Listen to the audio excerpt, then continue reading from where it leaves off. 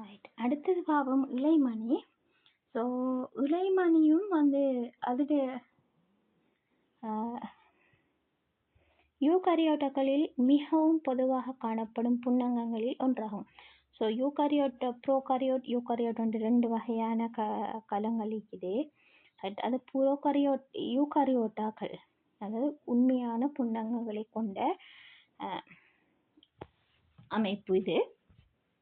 இவங்களில் வந்து இலைமணி வந்து மிகவும் பொதுவாக காணப்படுற புன்னகம்.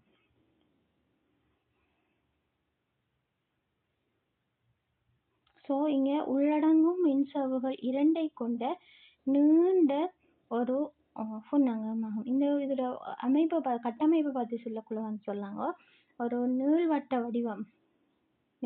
வடிவமாக கொண்டிருக்கக்கூடிய மாதிரி இருக்கும் இந்த புன்னகம். அதே நேரம் இது வந்து 2 மென்சவ்வுகளை கொண்டிருக்கும், உள்மென்சவ்வு, வெளிமென்சவ்வு. வெளிமென்சவ்வானது அழுத்தமானது, ஆனால் உள்மென்சவ்வானது உச்சியை தோற்றுவிக்க மடிப்படைந்திருக்கும். ஸோ இந்த 2 மென்சவ்வில் வெளிமென்சவ்வை பார்த்தோம்னு சொன்னால் அது வந்து அழுத்தமானதாக இருக்கும். ஆனால் உள்மென்சவ்வை பார்த்தோம்னா உள்நோக்கி மடிந்ததாக காணப்படும். ரைட்.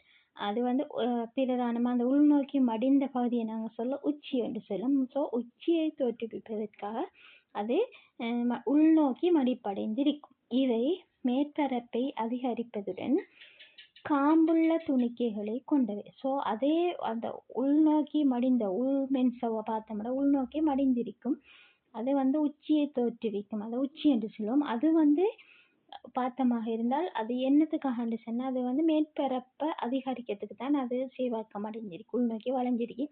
அதே நேரம் அந்த உள்நோக்கி வளைந்த அந்த பரப்பை பார்த்தோம்னு சொன்னால் அதில் வந்து காம்புள்ள துணிக்கைகளை கொண்டிருக்கு. ரைட்டா. இலைமணியின் உள்வெளி மென்சவ்வுகளுக்கு இடையேயான இடைவெளியானது மென்சவ்வுகளுக்கு இடையிலான இடைவெளி என அழைக்கப்படும். ஸோ உள்மென்சவ்வுக்கும் வெளிமென்சவ்வுக்கும் இடையில ஒரு இடைவெளி ஒன்றிக்கும், அதை வந்து மென்சவ்வுகளுக்கு இடையிலான இடைவெளி என்று சொல்லுவோம். இப்புன்னங்கத்தின் உட்பகுதியானது இலைமணி தாயம் என அழைக்கப்படும். ஸோ இப்போ நாங்கள் பார்ப்போம், இலைமணி 2 மென்சவ்வால் சூழப்பட்டிருக்கு, வெளிமென்சவ்வு, உள்மென்சவ்வு.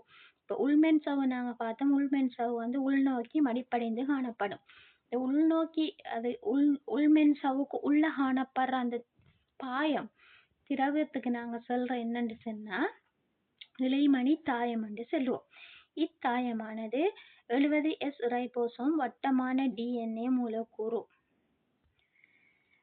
பொஸ்பேட்டு சிறுமணிகள், நொதியங்கள் என்பவற்றை கொண்டிருக்குது. ஸோ இந்த இலைமணி தாயத்தை பாப்பமாக இருந்தால் அது வந்து உள்மென்சவ்வுக்குள்ள காணப்படுறது. ஸோ அதில் என்னென்ன விஷயங்கள் காணப்படும்? 70S ரைபோசோம் காணப்படும், வட்டமான DNA மூலக்கூறு காணப்படும். ஸோ இது ஸ்பெஷலாக இந்த வட்டமான DNA மூலக்கூறு அது இலைமணிக்கு உரிய DNA, அது வந்து கலத்திற்குரிய DNA இல்லை, அது இலைமணிக்கு உரிய DNA. அது ஏன் என்று சொல்றது நாங்கள் பின்பகுதியில் படிப்போம். அதே என்று அடுத்தது பொஸ்பேட்டு சிறுமணிகள் காணப்படும், அடுத்தது நொதியங்கள் காணப்படும்.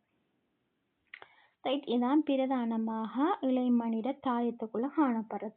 அடுத்தது பார்த்தமாக இருந்தால் கிரஃபின் வட்டத்தாக்கங்களுக்கு, அதாவது கலச்சுவாசம் நடக்கிற போது தேவையான நொதியங்களை தாயம் கொண்டிருக்கும். ஸோ சுவாசம் பற்றி படிக்கக்குள்ள உங்களுக்கு இது ஏன் உள்நோக்கி வளைஞ்சிருக்கு, உள்மென்சவ்வு, அடுத்தது அதோட பயன் என்ன, ரைட், அதோட அதோட அந்த காம்புள்ள சிறுதுணிக்கையோட பயன் என்ன, அடுத்த இலைமணி தாயம் எவ்வாறு கலச்சுவாசத்தில் பங்கு பெற்றது, வெளிமென்சவ்வு எவ்வாறு பங்கு பெற்றது, இந்த அதுக்குள்ள காணப்படுற நொதியங்கள் எவ்வாறு கலச்சுவாசத்தில் பங்கு பெற்றதுங்கிற விஷயங்கள் டீட்டெயிலாக நாங்கள் படிக்கிறோம்.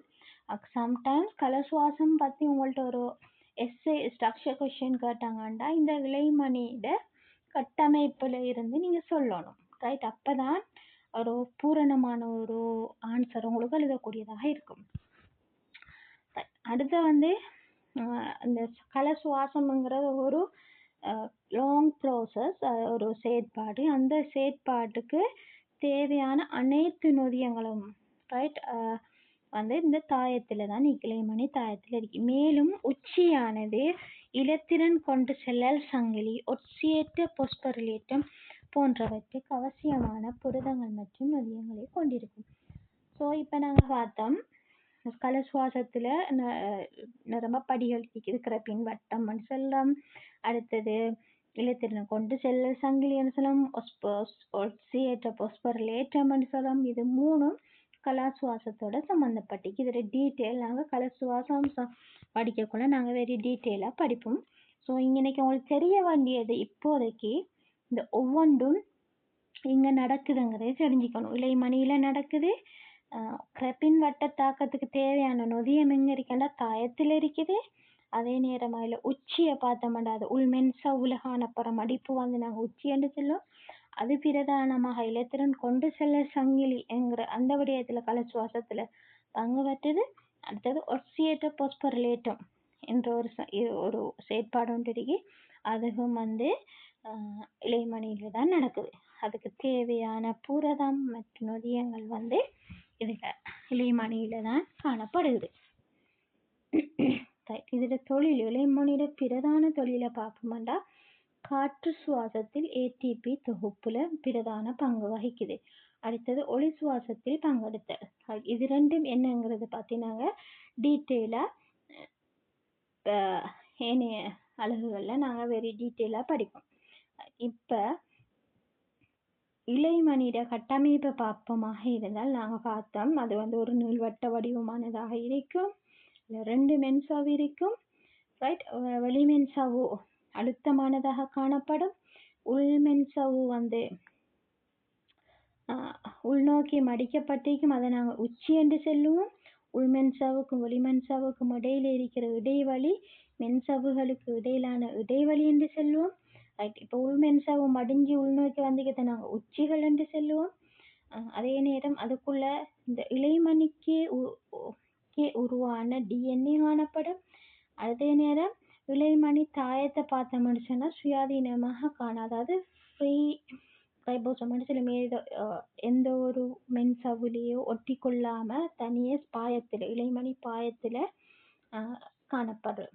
ரைட், அதே நேரம் இன்னைக்கு இலைமணி தாயம்ங்கிற ஒரு விஷயமும் நீங்க லேபிள் பண்ணி இருக்கணும். அது இன்னைக்கு மிஸ் ஆகிக்குது. ரைட், அடுத்தது பார்த்தமாக இருந்தால்